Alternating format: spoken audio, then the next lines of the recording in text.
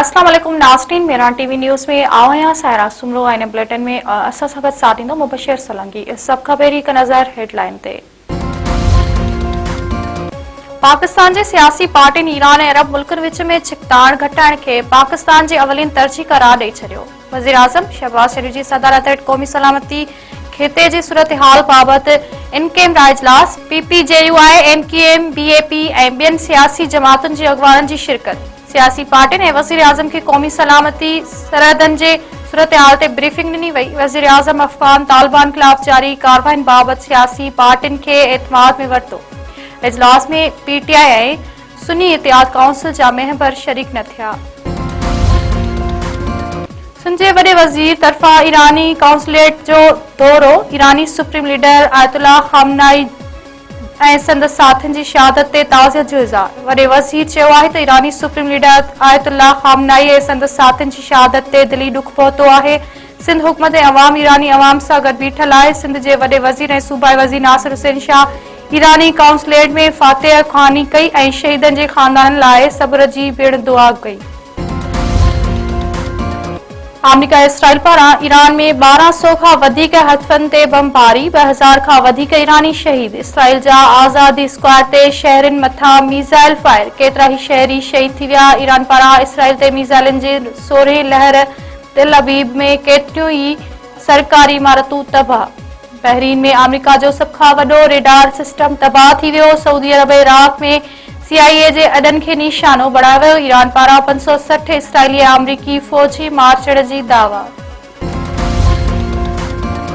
सिंध जे वॾे वज़ीर तरफ़ां ईरानी काउंसलेट जो दौरो। ईरानी सुप्रीम लीडर आयतुल्लाह ख़ामनाई ऐं संदसि साथियुनि जी शहादत ते ताज़ियत जो इज़हार। वॾे वज़ीर चयो आहे त ईरानी सुप्रीम लीडर आयतुल्लाह ख़ामनाई ऐं संदसि साथियुनि जी शहादत ते दिली ॾुख पहुतो आहे। सिंध हुकूमत ऐं अवाम ईरानी अवाम सां गॾु बीठल आहे। सिंध जे वॾे वज़ीर ऐं सूबाई वज़ीर नासिर हुसैन शाह ईरानी काउंसलेट में फातिह ख़्वानी कई ऐं शहीदनि जे ख़ानदाननि लाइ सब्र जी पिणु दुआ कई।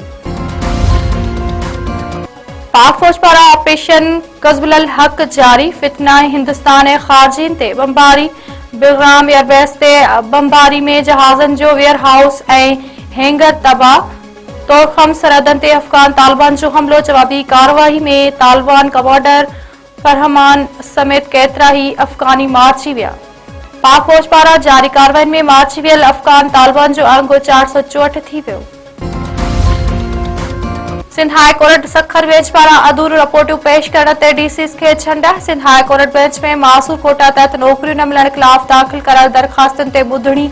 मुख़्तलिफ़ ज़िलनि जे DCs पारां रिपोर्टूं पेश कयूं वयूं। अदालत पारां DCs खे छंड। दरख़्वास्त गुज़ारनि जे वकील अदालत खे ॿुधायो त सूबाई सरकारी खातनि में माज़ूरनि खे 5% कोटा तहत भर्ती करण लाइ ज़िलनि इंतिज़ामिया DRCs में सियासी सिफ़ारिशुनि हेठि मनपसंद जा नाला फाइनल कया आहिनि। अदालत ज़िलनि जे डिप्टी कमिश्नर खे सरकारी तौर ख़ुदमुख़्तियारी इदारनि में मासूर कोटा तहत ख़ाली जायुनि जा तफ़सील तलब करे वरिता। ॿुधणी 9 अप्रैल ताईं मुलतवी।